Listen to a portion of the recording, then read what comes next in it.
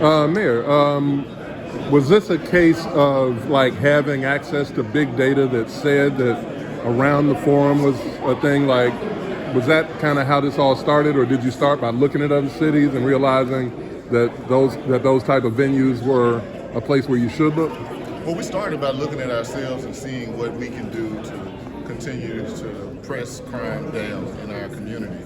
And as we were doing it, we thought that it would be important to compare ourselves to other communities and see how crime is happening in those areas. And so we were focused on identifying the strategies for us, which was the bulk of the presentation. But we also thought that looking at that data was really important as well, so that we understand where we need to aim towards and what other communities are dealing with.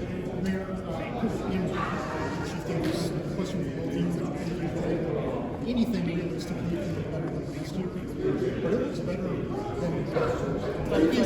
this is fantastic. Yeah, so if you look at the data, last year was one of our toughest years on record next to 2006 in recent history. But if you look at the data, it shows that where we are right now is actually lower than it was in 2019 when it comes to overall crime. And so we want to continue to trend. We're not satisfied. We believe that we still have a lot of work to do, but it is good to know that the work is working. Our teams have been working very hard over the past year, and we're going to continue to do that work to get the close for our community. And I agree.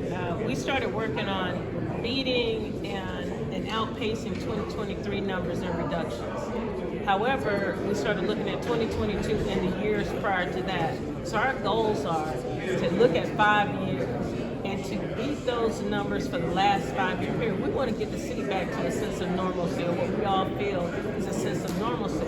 We know that crime is just not going to go away completely, but we feel good about the direction that we're going. And I have to give a hats off to the men and women of the Memphis Police Department, because they have been relentless in all of the various initiatives. You heard about some of them, today, but there have been many initiatives collectively to impact crime in the direction we're going. We are down in every precinct, double digits in most of them, and they're continuing to reduce. And Chief, I want to ask Mayor, kind of his, and as he said, we're not jumping up and down at these numbers. We know that we still have a long way to go. But your response to people who say the numbers and the data may be down, but realistically on a day-to-day, I'm not seeing a change. Well, and of course you're going to have people who say they don't see it or they may not feel it. But on a day-to-day basis, I'm out in the community, and business owners and people in the community are saying, we see a difference. We see people slowing down on the interstates. We see more officers pulling people over, and the Tennessee Highway Patrol here to help us. So I think people are starting to feel, and of course we're not ready to do that victory lap just yet, because it took a long time to get where we are right now. And so we're going to continue that work, and hopefully our community members will start feeling that things are much safer than before. Thank you. Chief? The mayor spoke a little bit about those weekly shootings. Yes. Can you tell us a little bit about what goes on in those and the difference those make? Yes, the shooter review meeting is basically to look at data every week and not just look at the numbers of shootings, but to actually unpeel that data. Look at individuals, look at whether or not they're involved in various types of groups, look at the weapons that are being involved in some of these shootings, and to have the right people at the table, having pardons and paroles, our probation officers at the table, our school system officers at the table, our DA's office. We have federal entities, the ATF, the FBI. We have everybody at the table to ensure that we are sending that particular case down the right track so that we have a sustainable change in whatever that incident is or whoever those individuals are. How long have those been going on? They've been going on now for probably about 9 months. They've had different iterations of shooting reviews. We have ramped up the shooting review and probably in the last 8 months from just shifting and massaging it to make sure that we're starting to see the results as it relates to violent crime. Mr. Townsend, we could ask you a question. There was discussion about investments coming to Memphis around the Mid-South area as well. How important is, I guess, for attracting visitors and businesses to make sure our downtown is not only safe, but is attractive for people to come? Well, this is absolutely critical, and we're grateful to the mayor for providing this data to the business community. Our chairman circle at the chamber has been actively involved in trying to understand the reasons why we have seen an increase in crime over the last few years, and our expectation is reduction. Look, Memphis led the nation in recovering from the recession. We outpaced the national average. And now what we're seeing in crime stats is that we're outpacing the national trend in reductions of crime. That is going to absolutely be incorporated into our narrative. I've got 40 projects in our economic development pipeline right now, and I can't wait to go out and engage in discussions with all of those decision makers who are considering whether or not to invest. And that narrative of crime has really had an impact in previous years, but we're seeing a record in investment this year alone, and we're going to build on that. So that's our expectation of really dispersing this positivity out there. Chief, what drove the emphasis on getting fugitives off the street? And was that something that maybe the department was picking up the slack from the sheriff's office a little bit? So the reality is that most of the warrants and many of the warrants that exist in the city of Memphis belong to city of Memphis officers. However, traditionally that responsibility has been for the sheriff's department to execute warrants. We realize that they don't have the manpower and the resources to deal with the numbers of warrants that are out there. And because it impacts crime, it impacts, our community and neighborhoods, we just decided, how do we help to identify the worst of the worst that are out there and who have been out, at large for some time, and the most violent criminals to go after and pick these individuals up. So in the last 2 months or so, our officers have executed over 480 outstanding warrants on violent offenders. It makes a difference because some of these individuals have been continuing to commit crimes. Chief, to kind of follow up on that, if the technology can recognize license plates, it seems like it would be able to recognize faces. Yes. Would that be able to help you identify those fugitives by face recognition and help, bring them in? So right now we're using our technology only for objects, only for vehicles, only for tags and things of that nature. I know across the country some airports use facial recognition for various reasons, but we are not using our technology at this time for that.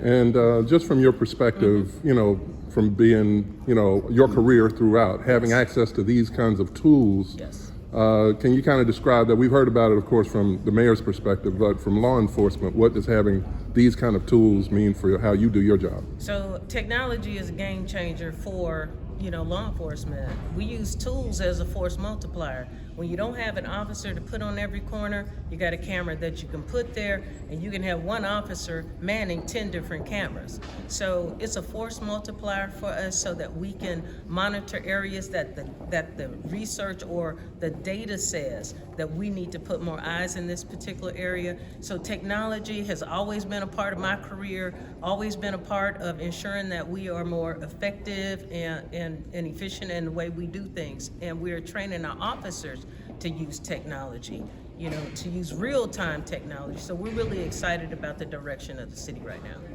Mayor Young, I know you said it in the room, but for people who are watching online or watching our stories or reading our stories later on, people who don't live downtown, they're going to say, well, what about Fraser? What about Raleigh? What about Hickory Hill? What about South Memphis?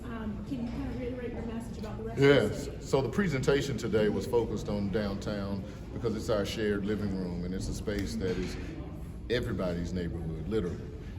But our efforts expand across the city. When we talk about the camera network that's being installed with those high definition cameras that have the AI that can identify objects and license plates and things of that nature, that's going to be at 550 intersections all throughout the city of Memphis. 220 of them have already been funded by City Council, and 63 of those will be downtown. And so I think it's important for everyone to know that our efforts expand all across the city of Memphis. We have 9 of our most violent zip codes that have some additional funding from the state that's going to be applied, $39 million, not just to the suppression side, meaning law enforcement, but also for those community organizations that are working with the individuals in the community to prevent them from crime. And so our efforts are holistic and across the board. Mayor, this is it's a show of force in a lot of ways, and a show of force can, deter activity. Is that certainly part of the mindset in putting together this? scary stuff if you're not wanting to obey the law. Yeah, we definitely want people that refuse to obey the law to understand that we are not going to tolerate it as a community. Our community has been fed up for months with months and years with the negative activity. And so our goal is to make sure that those people that want to come downtown, have a good time, a safe time, are able to do that, and those that have bad intentions choose not to come down here and participate in that activity. Mayor, you've said early in your administration the city's at a tipping point. How much of changing the perception about downtown and its safety impacts that tipping point? I think it's important that downtown feels safe, that the rest of the city feels safe, because it impacts the psyche of Memphians. And if you feel unsafe, you change your behavior, you go out less, you spend less, which means our small businesses suffer.